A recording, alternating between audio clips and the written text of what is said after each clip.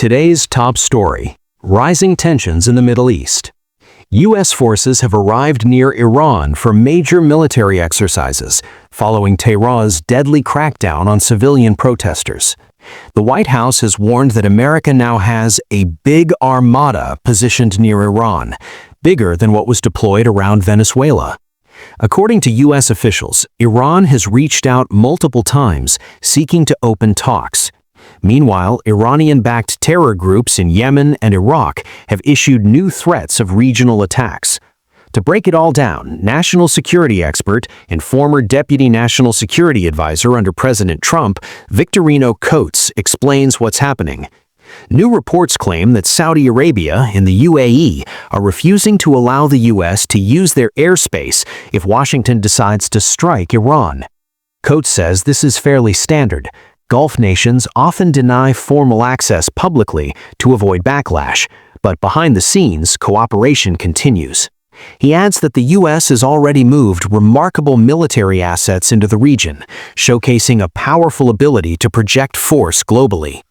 Retired General Jack Kane says any U.S. action would likely be a targeted strike designed to hold Iran's leadership accountable for thousands killed and tens of thousands imprisoned. He says Iran's regime is politically and economically weakened, and military pressure could push them to a breaking point.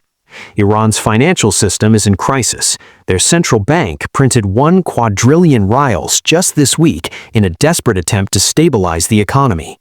Coates says it's a death spiral. Iran has the world's second-largest proven oil reserves, yet mismanagement has pushed the country into ruin. He adds that the U.S. has many options, none requiring a full-scale invasion like Iraq or Afghanistan, but precise strikes that could destabilize the regime.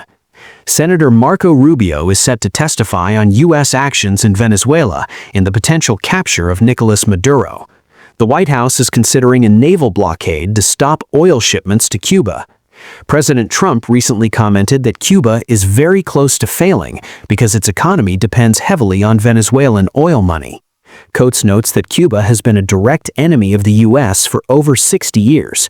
A collapse could open the door to major political change on the island. Moving to Europe, the U.S. is urging Ukraine to sign a temporary peace deal with Russia in exchange for long-term American security guarantees. This may require Ukraine to give up the Donbas region, at least for now. Coates says today's decisions don't have to be permanent. Agreements can be renegotiated later. He notes that trilateral talks between the U.S., Russia, and Ukraine are a positive step toward ending the war.